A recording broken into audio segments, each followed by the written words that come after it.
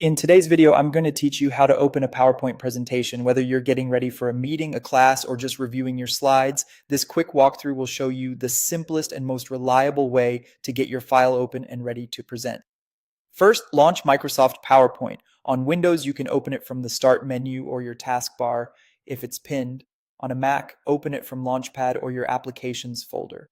If you work with PowerPoint frequently, consider pinning it to your taskbar or dock so it's always just one click away. Once PowerPoint starts, you'll land on the Start screen, sometimes called the Home view, where you can create a new file or open an existing one. Next, click Open on the Start screen. This option is usually on the left side and it leads you to places where your files might be stored, like your computer, your company drive, or a cloud location. You may also see a list of recent presentations here, which is handy if you just worked on the file. As a shortcut, you can also use Ctrl+O on Windows or Command+O on a Mac to bring up the same open experience. Now click Browse. This opens your File Explorer or Finder window so you can navigate to the exact folder where your presentation is saved.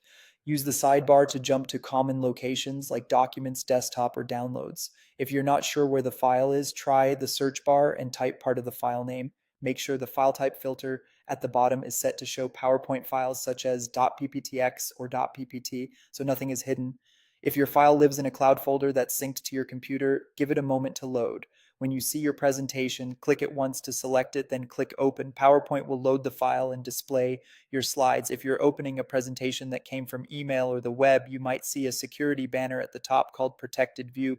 In that case, click Enable Editing if you trust the source so you can make changes. From here, you can start presenting, review your slides in normal view, or head to slideshow mode when you're ready to practice. If you don't want to overwrite the original file, consider saving a copy before making big edits. And that's it. If you found this tutorial helpful, don't forget to like this video and subscribe to my channel for more PowerPoint tips and tutorials.